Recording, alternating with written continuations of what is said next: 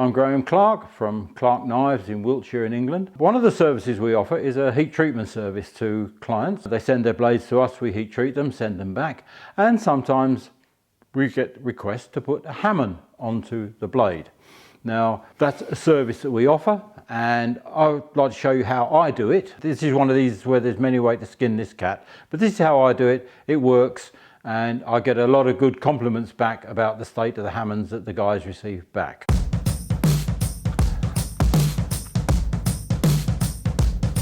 So here is a blade which I have prepared.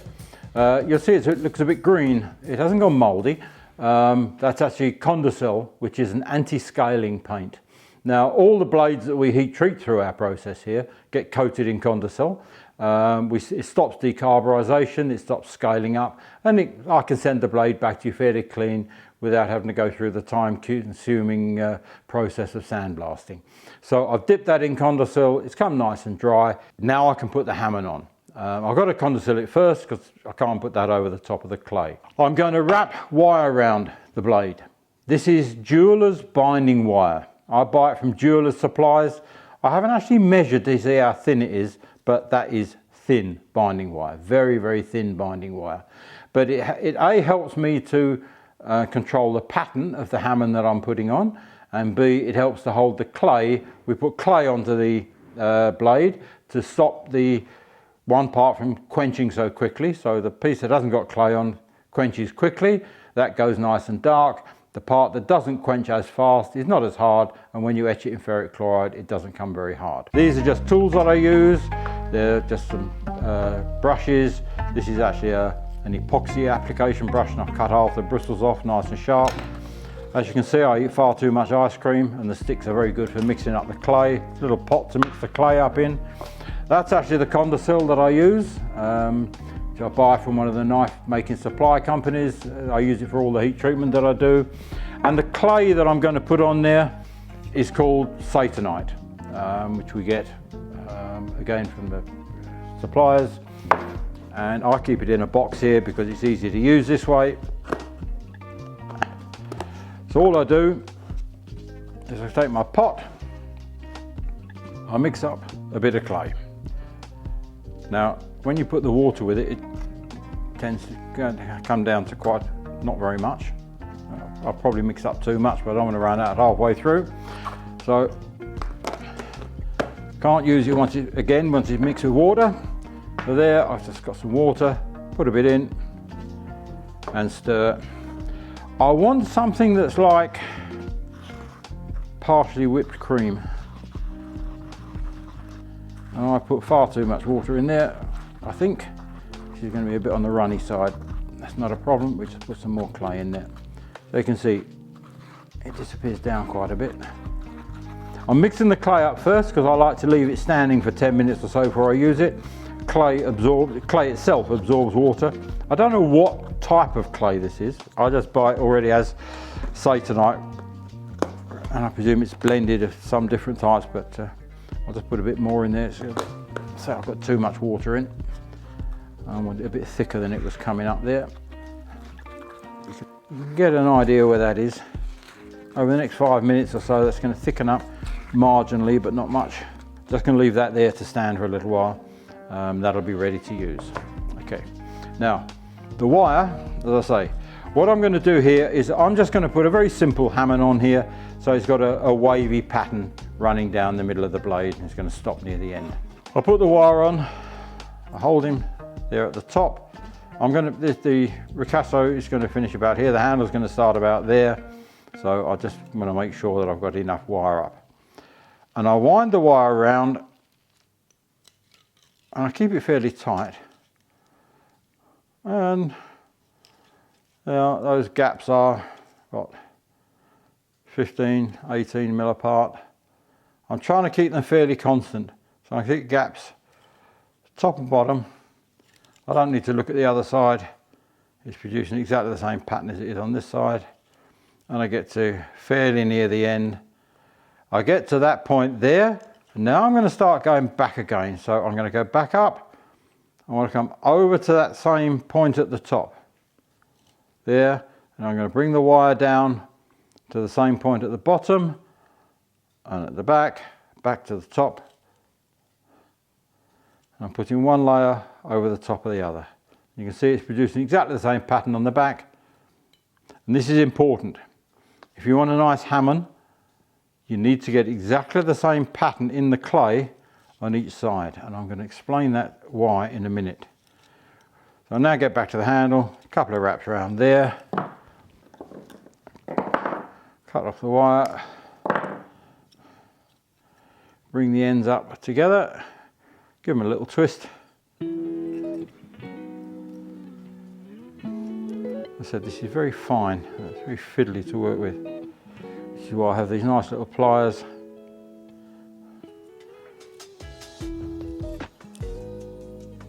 Give it a couple of twists, bring them up tight. I don't know who this guy Fat Max is, but hell, he makes nice tools, eh? Chop the end off, and there the wire is now safely. So we're finished now with the wiring. Now, the whole idea of creating a Hamon is that part of your blade is going to be fully quenched, maximum hardness, and the other part isn't. The clay is going to act as an insulator to stop part of it quenching. If you've got a wavy pattern on this side of the blade, you need exactly the same wavy pattern on the other side of the blade.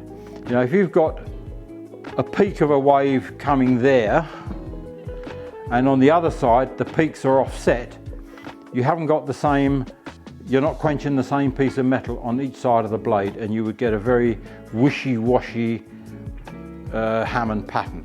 But if the tongues are exactly the same on each side of the blade, like so, then the troughs in the middle are going to quench properly from both sides, and it's going to give you a nice pattern. Hamons only really come up nice on a plain carbon steel, and you're going to quench it. I never really advocate quenching knife blades into water, even though it's water quenched steel, you can crack them. But if you use a very fast oil, a Rye 50 or a Parks 50, something like that, the fastest quench oil you can get, they tend to work very nicely. Okay, so I'm now going to put clay on. I'm going to put it on the back of the knife because I want the Hamon to be, the hard part to be around the cutting edge. I'm going to bring it back into a point here where I know that I'm underneath where the handle scales are going to be. What happens down the rest of the handle doesn't really matter. Okay, so the clay that I mixed up earlier, I'm just going to give it another stir. It's now nice and smooth, the lumps have come out of it. And as you can see, it's not exactly sloppy. I say, you're not going to build a very big sandcastle out of it. You need the clay to stick to the knife. So I'm going to work it on the back here. I'm just putting it on and I'm rubbing it into that surface, like so, where I know I'm going to make the pattern. I'm not worried about trying to create the pattern yet. I just want it to wet onto the surface. Make sure you wet onto the spine as well. I'm just rubbing it into the spine there. You need to get clay over the edge there as well. I'll do exactly the same on the other side. But by rubbing it hard into like this with a very thin layer, it's just getting it to stick nicely to the metal. Now I'm going to start clagging it on. I want to get this on 3-4 millimeters thick if I can. Put plenty on. And I'm covering it down to about halfway down the blade, because I said I want to get a wavy line roughly halfway down my blade. I'll bring it out over the tip there. Again, same on the other side.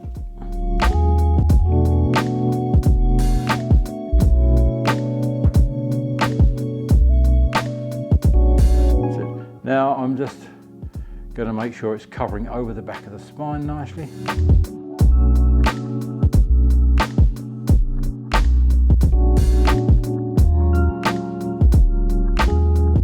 I'm just going to run the stick, get a rough line, which is about 35–40% of the way up the blade there. Same on the other side. I'm just trying to get a straightish line. I need a bit more clay on there. Not quite down far enough.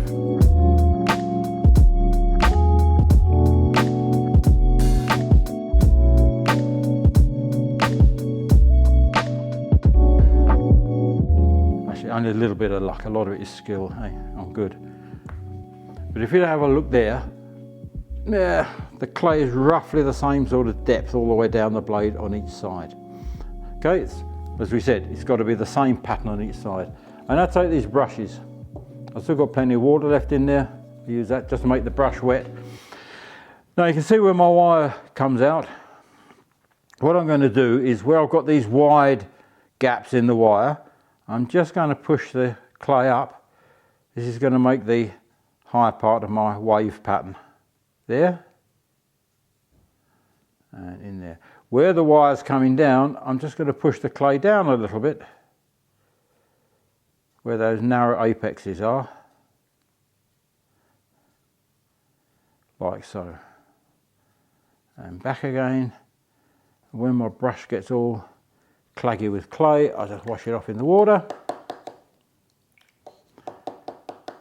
tap out the excess. I don't want to make the clay any wetter than it is. This stuff is, you don't want it any wetter than I've made it here. If it's a little bit drier than this, that will work well. Get a reasonable sort of, get one little peak on the end, sitting there nicely. Right. This is just a finer brush, and all I'm doing with that one is I'm just pushing up the little bits of clay that are getting stuck there between, pull that peak down again. I'm just wiping it off the surface of the metal of the blade.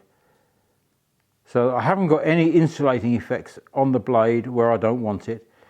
And I've got a fairly sharp edge there, almost like a cliff edge on the edge of the clay,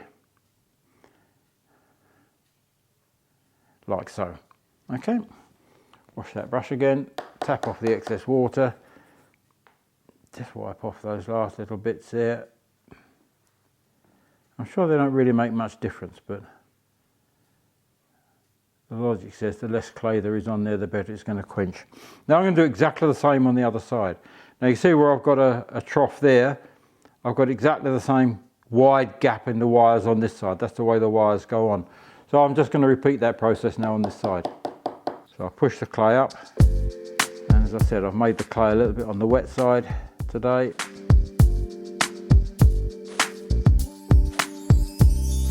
Pull the peaks down where I've got the narrow bits of wire. I know that's how my pattern works.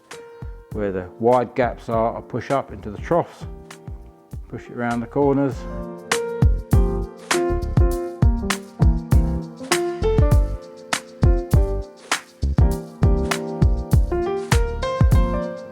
If any of you think I've got any kind of artistic talent, I can assure you you're wrong. Again, just get my peaks down a bit. I'm just checking now with the other side to see how far they're coming down.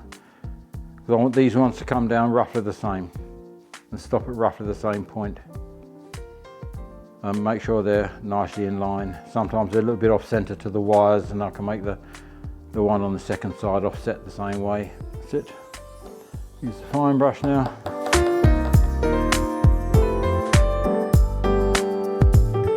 Just to clean up the bottom edge. Get those edges nice and square.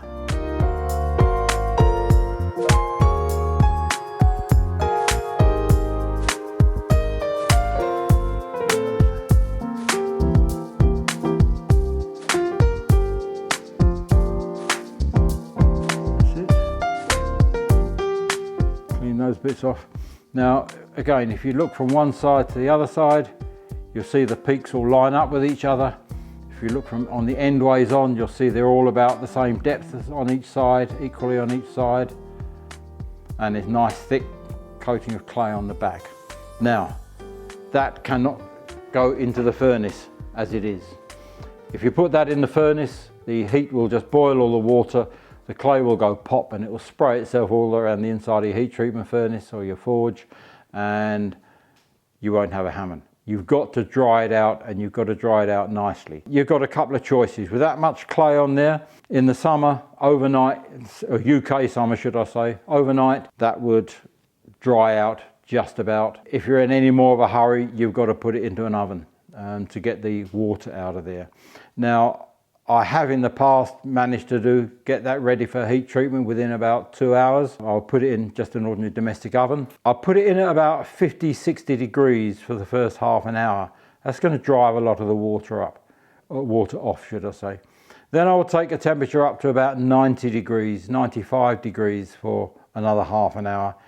By that time, the water that's fairly deep down in that clay is going to come off. I can't risk boiling that water out, because if it boils, it's just going to lift the clay off. So after about an hour, I'll take the temperature up to about 110 and leave it there for another hour. That will drive all the rest of the water off. By the time I've taken it over 100 degrees, there's not enough that it's going to boil and make huge globs of steam, but it will drive the water out.